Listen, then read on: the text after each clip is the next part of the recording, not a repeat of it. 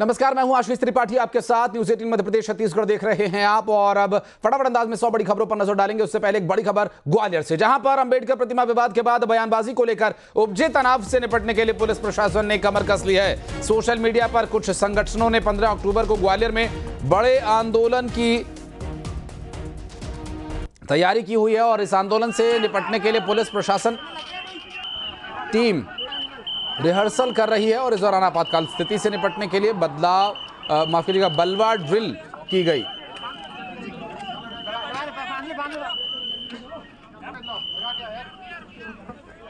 और इस ड्रिल के दौरान की कुछ तस्वीरें सामने आ रही ग्वालियर से।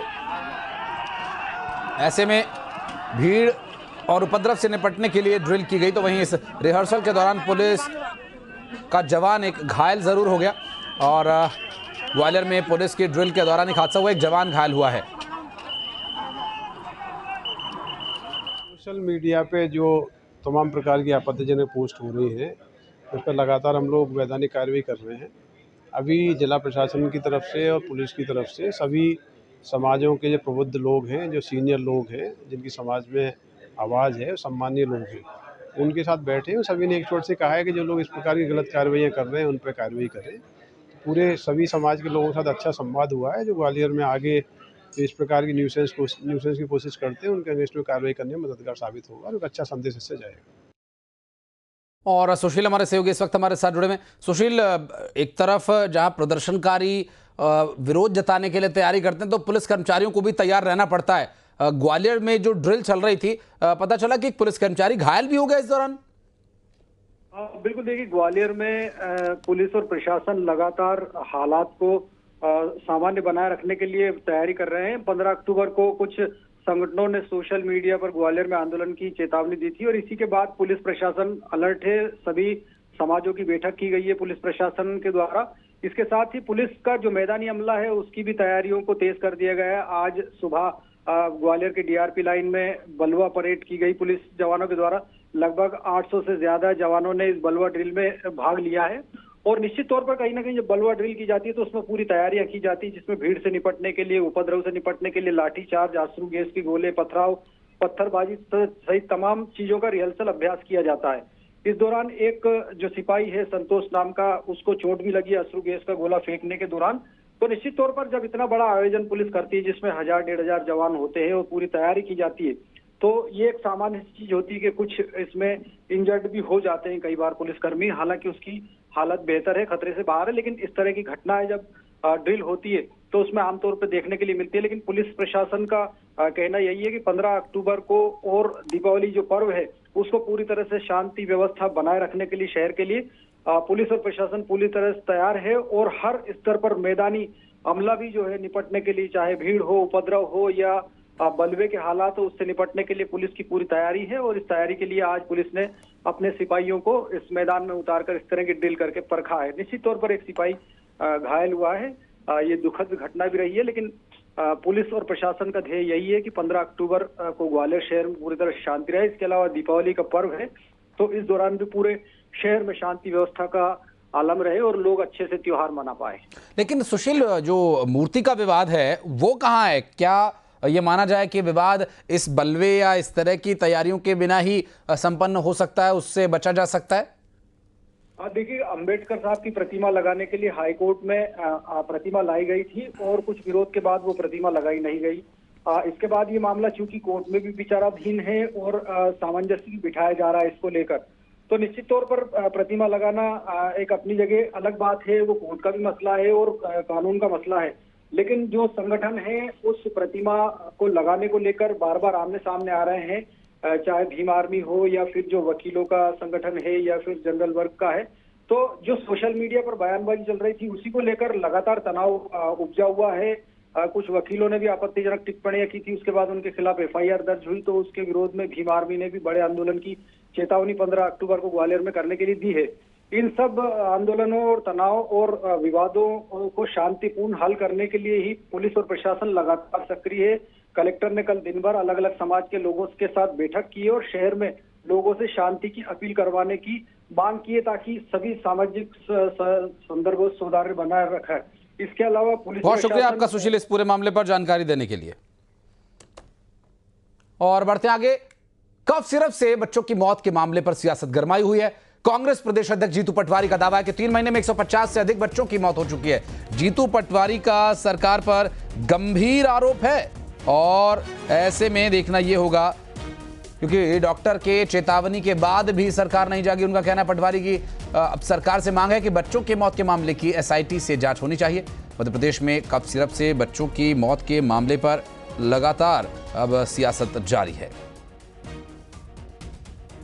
आपको बता दें कि इस पूरे मामले में अब तक जो तथ्य सामने आए हैं उन तथ्यों को देखकर ये कहा जा सकता है कि ये मामला तो घोर लापरवाही का है ही, साथ ही अब सियासत भी इस पूरे मामले में जारी है और एसआईटी से जांच की बात वही कह रहे हैं। 3 महीने में 150 से अधिक बच्चों की जान जाना गंभीर मामला है। जीतू पटवारी ने सरकार पर गंभीर आरोप लगाया। डॉक्टर के चेतावनी देने के बाद भी सरकार के नहीं जागने का आरोप लगाया कि बच्चे मर रहे हैं, ध्यान दो, तब भी सरकार नहीं जागी, तब भी प्रशासन नहीं जागा, जब भी कलेक्टर ने उसकी सुध नहीं ली। महीने में छिंदवाड़ा में कितने बच्चों की मौत हुई, ये रिकॉर्ड आ रहा है, लगभग 500 बच्चों से ज़्यादा।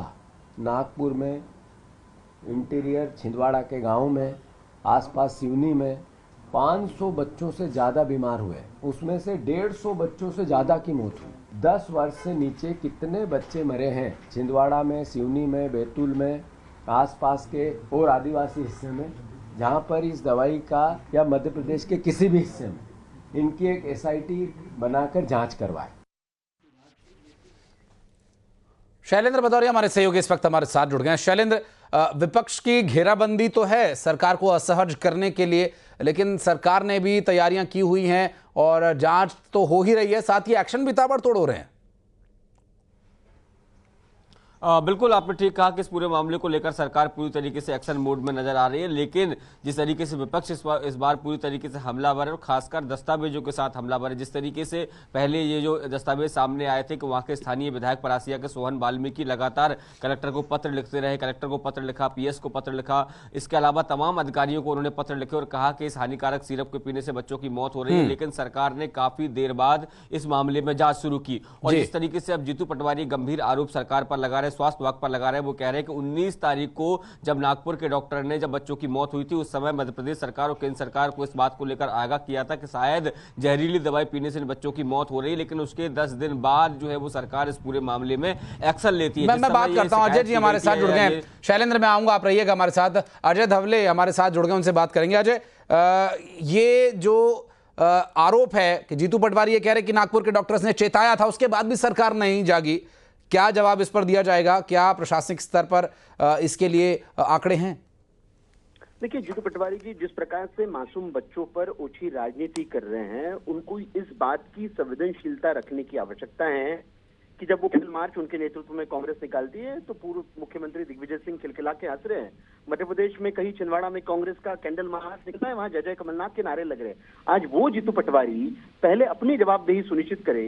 भारतीय जनता पार्टी की सरकार, आदरणीय मुख्यमंत्री डॉक्टर मोहन यादव जी ने तमिलनाडु के उस रंगनाथन की एक निश्चित टाइम फ्रेम में गिरफ्तारी भी करवाई। एसआईटी ने हमारी बहुत अच्छे से काम किया। हाँ। मूल रूप से जो विषय था कि कफ सिरप अमानक रूप से मध्य प्रदेश को प्रोवाइड कराया और वो जो तमिलनाडु की फैक्ट्री थी उसके लिए जो वहां की सरकार ने प्रतिबंध लगाने थे उन्होंने नहीं लगाए, लेकिन उसका खामियाजा हमारी सरकार ने बुलाया। प्रतिबद्धता दिखा के माननीय मुख्यमंत्री जी दो बार उन पीड़ित परिवारों से मिले, उन बच्चों से मिले और पूरी संवेदनशीलता के साथ में जो पीड़ित परिवार है उनके साथ में उनको न्याय मिले, दोषियों को सजा मिले, इसके लिए हमारी सरकार काम कर रही है।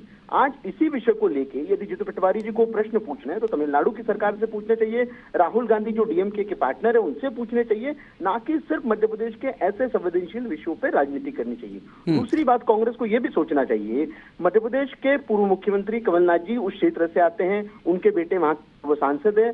अब तक के वहां के पूर्व सांसद ने, पूर्व मुख्यमंत्री जी ने अपनी जवाबदेही, जो एक अकाउंटेबिलिटी किसी जनप्रतिनिधि के अपने क्षेत्र के लिए होती है, उन्होंने वहां ना आके जो संवेदनहीनता दिखाई है, तो जीतू पटवारी जी को पीसीसी का अध्यक्ष होने के रूप में पहला प्रश्न तो कमलनाथ और नकुलनाथ को पूछना चाहिए। लेकिन जहां हमारी सरकार काम कर रही है उस काम पे भी यदि आप प्रश्न चिन्ह खड़ा कर रहे हैं, हमने जिस संवेदनशीलता के साथ में मुख्यमंत्री जी ने, चाहे एम्स में बच्चों का इलाज हो, नागपुर मेडिकल कॉलेज में बच्चों का इलाज हो, नागपुर के प्राइवेट कॉलेज में बच्चों का इलाज हो, सभी जगह जाके मुख्यमंत्री जी ने डॉक्टर्स को भी कहा कि हमें इन प्रकार सारे प्रयास करने, जो बच्चे उपचार रहे थे उनको बचाना है।